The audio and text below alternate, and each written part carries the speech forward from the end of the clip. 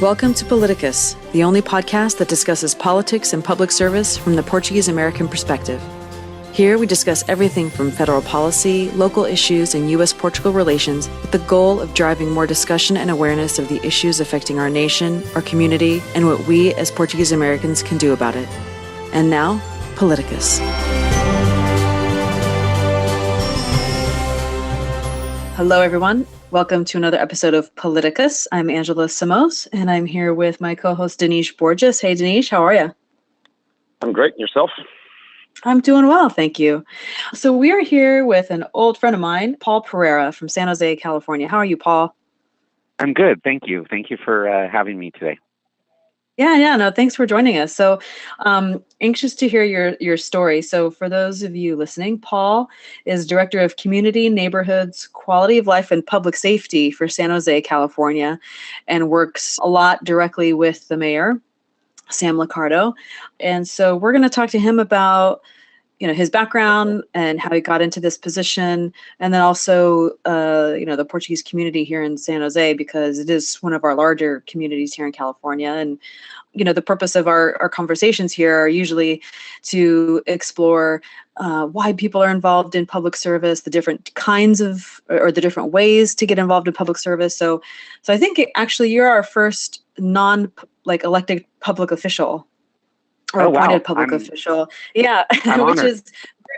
which is great, because that's one of the things we want to showcase, is that when people think of public service or getting involved in politics, they always say, well, I'm never going to run. Well, you don't have to run in order to get involved and make a difference. So why don't we just kick it off with you telling us a little about your background and how you got to be where you are. Sure. Well, thank you. I was originally born in Massachusetts, in Taunton, and came out with my family to San Jose when I was 4. And for a little bit grew up around Five Wounds and then in other parts of San Jose. But my parents were always involved in different aspects of the Portuguese community. But I think more so they really gave me a sense of appreciation that as immigrants and as sort of the torchbearers of this marathon of our common story of being Portuguese and also being American, that I feel that we were handed something very important, which is our heritage, but at the same time that we should be giving back to our community. And even when I was in junior high and high school, there were a lot of volunteer things that I wanted to do, and stayed involved in the community. And then about 17 years ago now, there was an opportunity to come work for the city, San Jose, and I did that and worked with the neighborhoods. And I felt honored because I was working in the thing that drew me at the time is I was going to get the chance to work in the area around Five Wounds Church. And I had been involved in POSU and the Portuguese Heritage Society of California and the Portuguese Museum and other things. And I thought this was a really great opportunity to not just give back to the community, but to also do so sort of from the perspective of being on the inside. And I think that in particular, we're at an interesting crossroads in the Little Portugal area of San Jose. There's a lot of potential development that's going to be happening around the future BART station, and it could either be a really great opportunity to showcase Little Portugal to the world in the Bay Area, or we could let the development happen around us. And there's a few key people in the community who recognize that we need to hold the city to some development standards, and at the same time respect the heritage and the history of the Portuguese community. And I feel sort of it's my responsibility to keep my ear to the ground on that, and try to stay on as an internal advocate to make sure that we're not swaying from that. And with regards to that, so you said there's a few key individuals in the community that see, the need to maintain the quality of this BART station and really showcase Little Portugal. But how do you or have we, involved the community, the Portuguese community? What's the response been like? Do you see that people are wanting to get involved to maintain it? I mean, I saw from a very peripheral view when there was a survey online for naming the BART station, and so it was literally a community vote, and I think Little Portugal won, right? That's correct. So yeah, so we came out for that, which was great. But how do you view the community participation otherwise? What needs to happen there?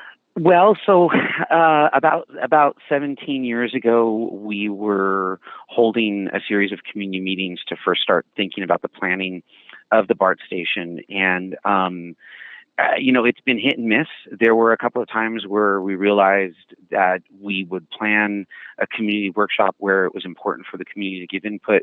And I myself personally would go door to door and encourage people in the Portuguese community to come out and give their input. And then we'd find out that it just so happened that there was a major soccer match that ended up being scheduled that same day, and like no one would show up. And I remember one time we had a workshop at at a Portuguese band hall, and then at one of the other band halls, everyone was there. We had like no Portuguese show up at a workshop, but then everyone showed up right nearby to go watch the soccer match. So there have been other times though where there's been a lot of input, and it's been great. And I'm proud of the fact that originally BART and the VTA engineers, they wanted something to look really modern and something that was out of scale of the neighborhood. And they wanted it to be like 17-acre parking lot. And we, at the time, working with some neighborhood leaders and some community leaders like David Vieira and some other folks in the Portuguese community, we actually got kids who were involved at Five Wounds Church, who some of them I had been teaching as part of the confirmation program. And we had them take cameras and walk around the neighborhood and tell us what their vision was. And a lot of them came back with the idea that has actually stuck to this day, which is it really should look like some of the plazas that you see in the Azores or in Lisbon, where the BART station is surrounded by some nice development that has a Mediterranean feel that kind of matches the Five Winds Church, and then there's a central plaza, and people can use the plaza to get to the underground station that'll be there, so it doesn't impact the community, because originally the BART station was going to be above ground, and it was basically going to slice through. It would create a shadow essentially over Five Winds Church, and we didn't want to go for that. So I give credit to a lot of the young people who now are adults and who now have kids. And at the time we told them, we said, you have to understand that the vision that you have today is not really for you to enjoy as a young person. It's for your kids, because these things take like 20 years. And here we are now, almost 20 years later. And Barry is about to open, and we're refining and finalizing the vision for what the station around the BART station around Five Winds Church is going to look like. And there's going to be a huge opportunity to showcase it, like I said, and to bring in people from all over the Bay Area and to connect them with Little Portugal. Well, when it comes to the public service, and as Angela mentioned in the opening, we have concentrated on a lot of elected officials. You are a non-elected official. It's obviously a position that is a career position with the city of San Jose. How do you see and the presence of Portuguese-Americans, of Americans of Portuguese heritage in such offices as yours, where it may not be an elected position, but it's a very responsible position. It's a position that offers lots of opportunities to work in the political arena, but not be subject to an election every 4 years. And so, first of all, how do you see the Portuguese-American community and younger Portuguese-Americans, your generation and younger, getting involved and actually thinking a little bit beyond the box of just, well, if I want to have some kind of an impact, I can only do that through the electoral process. What is the importance of being behind the scenes and doing that work? Well, I think one of the things that not a lot of people are aware of is that there's actually a lot of Portuguese people who work for the city.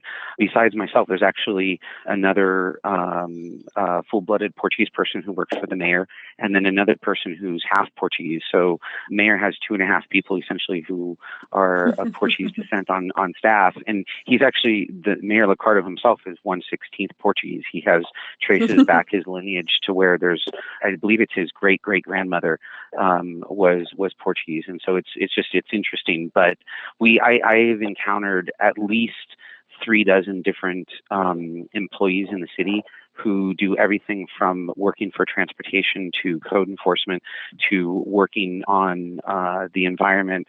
And there's this real sense that when you start talking to them about being Portuguese, that and working with the Portuguese community, that they do want to give back.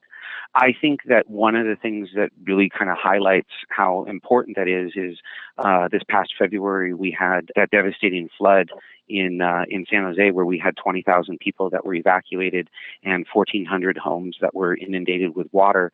And the city recognized that this really impacted the Little Portugal area, and we actually called upon other city employees who spoke Portuguese, and they went out with myself. We went out for several days and knocked on doors and talked to people in Portuguese, and I think that that's critical. We don't think about how important that is. But when you have a situation like a flood or something that's imminent, we need to be able to make sure that we're both linguistically and culturally sensitive. Having people who work for the city who we can come together and respond is, I think, pretty important and amazing. And I know that there were a number of people who were Portuguese seniors in the area around Poço and Five Wounds Church who were extremely thankful because they didn't understand what assistance they could get or what they could do. One thing also within the Portuguese-American community, and we have, a large community in California, about 400,000 of us according to the census. However, there aren't, the numbers in elected positions sometimes aren't the numbers that we need. And especially when it comes to larger areas. Have you seen in your generation or generations around the Portuguese-American community in the area, in the San Jose area, in the Bay Area in general, that you have contact with? Have you seen a little bit more interest in getting involved? I've seen a increased interest in being involved, sort of like what I'm doing, where we're doing some management or some opportunities behind the scenes in terms of public service. I've talked to a few people who have kind of expressed that in the future they might be interested in running for office, but at the moment they're thinking about how they can stay involved, like I said, behind the scenes. I think one of the dilemmas that a lot of us face is that I think it's just sort of our nature that as Portuguese, we're kind of told to stay silent and to be a little bit insular and to not sort of rock the boat, if you will. Right. And if you're going to run for elected office or be involved in politics, you have to be willing to take a position. And that means, you're going to upset people. And that's sort of not in our nature. And I think that's a cultural thing that we have to be willing to understand, that's part of the politics of how we do things in California, and we have to be okay with that. One question also in regards to the Portuguese-American community. I know we're talking a little bit more about public service, but I think it kind of, like Angela said also in the opening, I think the two go hand in hand. And obviously there's been much changes in the Portuguese-American community throughout the state of California. And if there's been one area that there's been many changes, has been in the San Jose area, especially because of the growth of the city. The city is about 1 million people, if I'm not mistaken, Paul? Correct. Yeah, about almost 1.1 now. Correct. So the largest community, as Angela said, or one of the largest concentrations of Portuguese Americans in California used to be in San Jose before it reached such big numbers. So we're talking about 35, 40 years ago when San Jose didn't have quite the population. Today, there's still a large community, but the community has dispersed. Little Portugal is not the Little Portugal that it was 25, 30 years ago. And so how do you see the community coming together to kind of, in your perspective, and as you said, your parents were involved in different aspects of the community, yourself, through the community outreach that you do for the city. I'm sure you have quite a pulse on what's going on in the Portuguese American community. How do you see the community transforming into the 21st century, a community that hasn't had any immigration in the last 30 years, basically, and that has also changed where they live? They no longer live in the same neighborhoods that they lived in San Jose. People have diversified quite a bit. So in your opinion, what do you see are some of the steps that are going to be maybe needed to take forth for the community to adapt to what essentially is not the same community it was 25 or 30 years ago?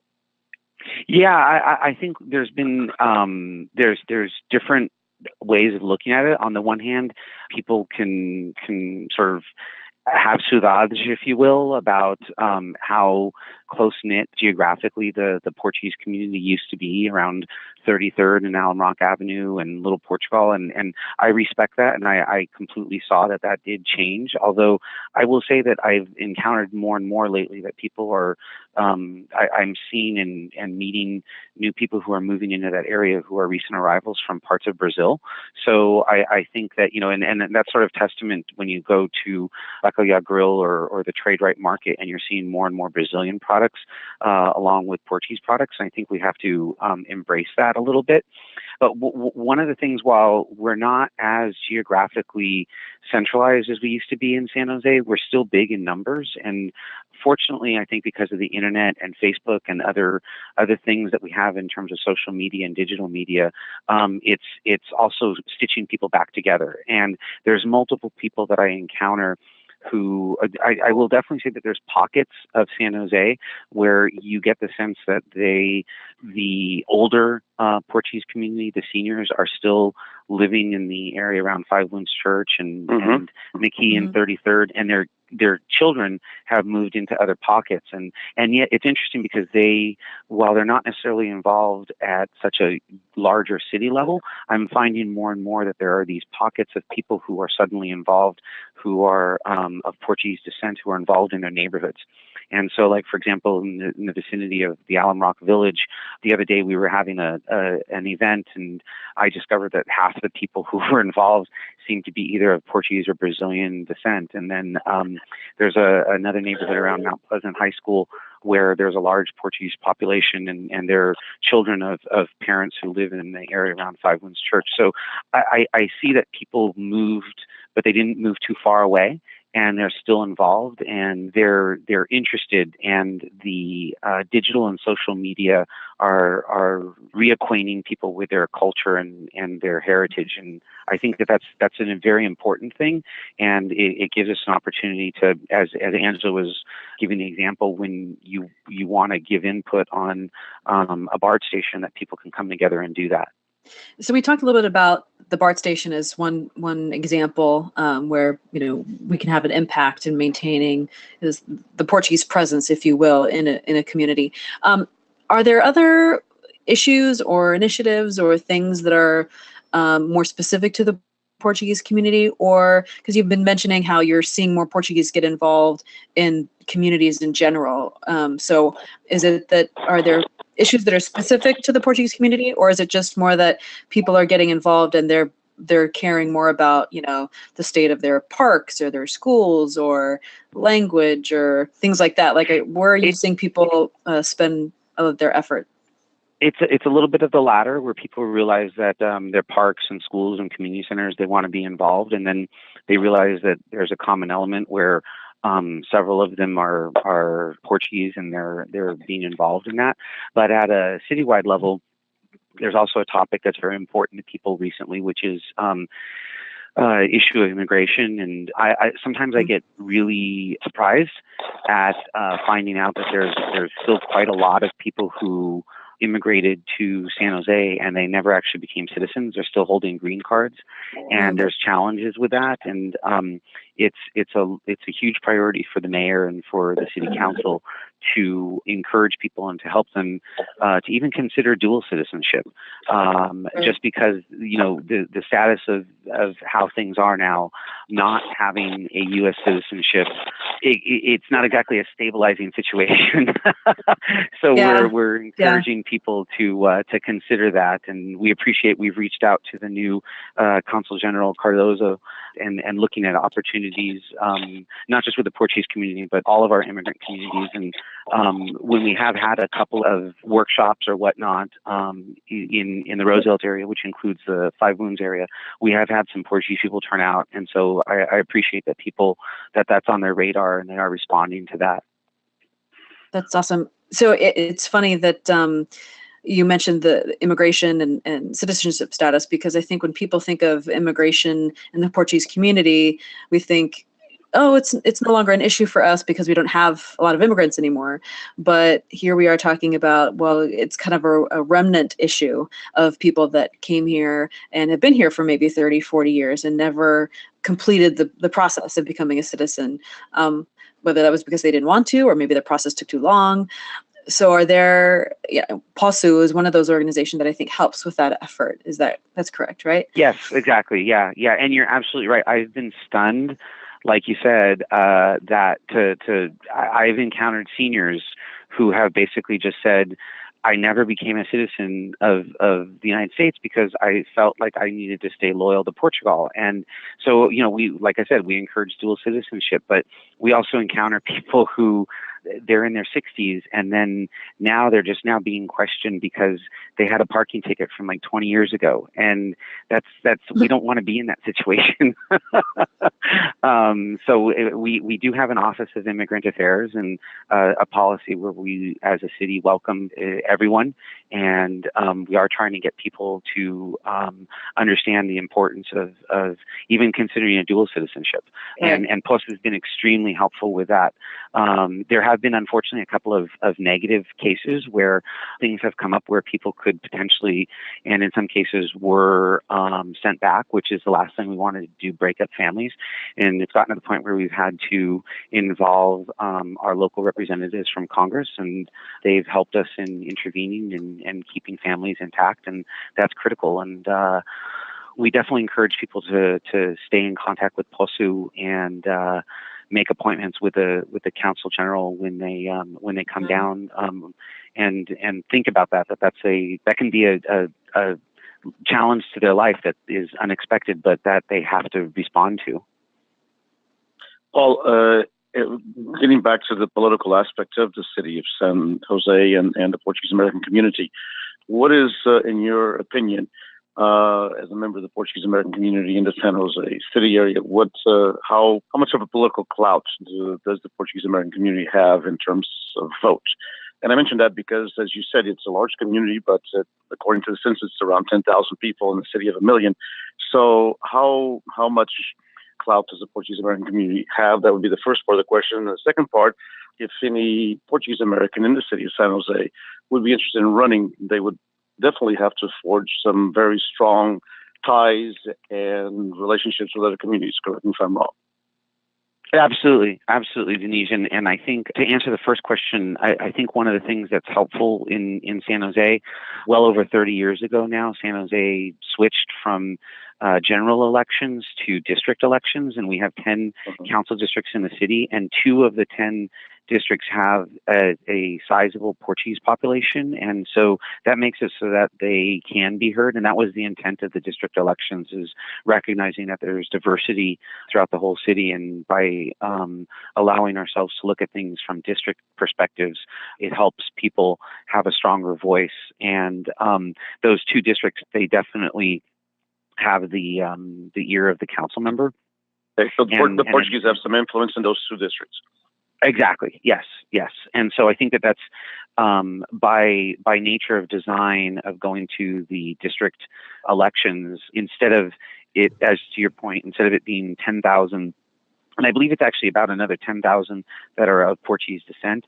So you've got about 20,000 people who, instead of being within a city of 1 million and 1.1 million, they're really just in a district of about 100,000, and then you've got more of an ear that way, which I think is important because, as I said, as we're talking about BART and things that are going on along Allen Rock Avenue in the Little Portugal area, it's important and critical for people to be able to reach out to a representative, so you're not lost in this larger amount of the population in San Jose.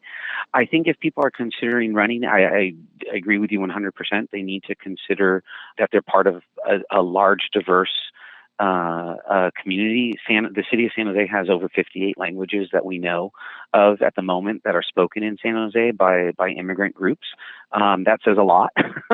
Just how diverse it's clearly one of the most diverse places in the planet, and at the same time, it's also like most of the Bay Area has one of the largest amounts of individuals with higher education degrees. So we've got a very diverse but very educated and knowledgeable community that want to think about opportunities, and there's this sense of how can we work together, and also how can we make opportunity happen so that we can all be prosperous. I think people need to have that mindset if they're thinking about running for office, and that's the mindset of a lot of people in the city right now. So we are coming up at our time here, but just a couple final questions. One is, so we talked about your advice on if you were going to run for office and what you need to do there. If someone's not interested in running for an office per se, even city council or school board, but they want to get involved somehow, what would you recommend that they look into, or what would you recommend they do? Well, if they want to work for the city, I totally encourage that. We actually have over 700 vacancies right now, and they can go to sanjoseca.gov. And although there's only about 30 positions that are listed, they can go ahead and fill in their information and submit a resume, and there hopefully will be a match, and they can get information about some positions that are either open or that are coming up, and that's a great way to be involved at the local level. And if it's not San Jose, there's other cities that they can be involved in.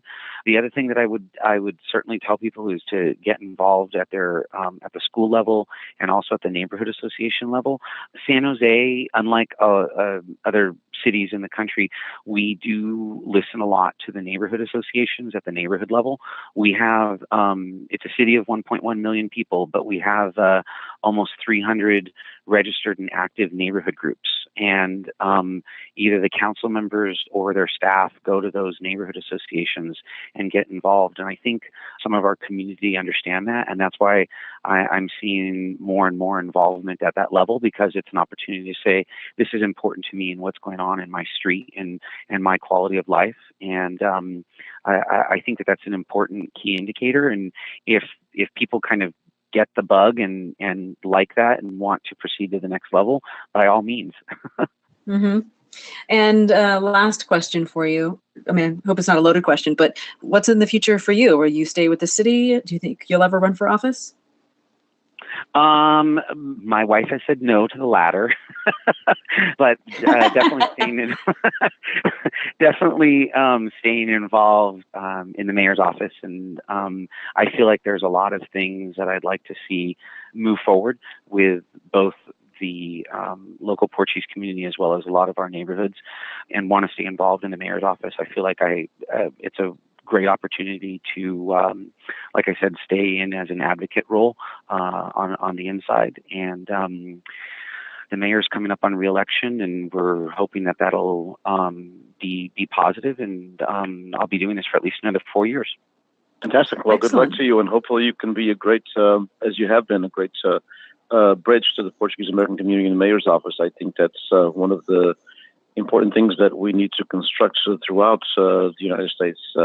Certainly is in cities where we have a good presence of Portuguese Americans, numerically speaking, that there is this connection, and as you've proven, it can be done from an appointed or from a career standpoint instead of just a public office standpoint. And so congratulations and good luck to you. Thank you. I appreciate that. Thank you very much. And again, thank you for having me on. I'm honored that I'm the first non-elected person that you're interviewing.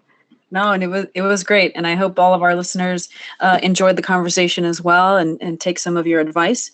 So thank you, Paul, for participating. And for those of you listening, if you have not clicked subscribe yet, please hit the subscribe button and send us your feedback. The email address is palcus@palcus.org. Let us know what you think, questions we should be asking, topics we should be talking about, people we should interview. Please leave us a review on iTunes and SoundCloud. This will help other Portuguese interested in these topics find us and listen to the podcast.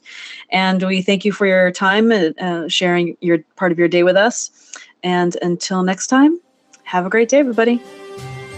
Thank you for listening to Politicus, the official podcast of PALCUS, the Portuguese-American Leadership Council of the United States. PALITICUS is the premier national organization representing the interests of the Portuguese-American community at large. To learn more about PALITICUS and how to become a member or to make a donation, visit www.palcus.org. To submit feedback or suggestions about the podcast, email us at palcus@palcus.org. The views and opinions expressed by the hosts and guests of the show are not endorsed by PALITICUS.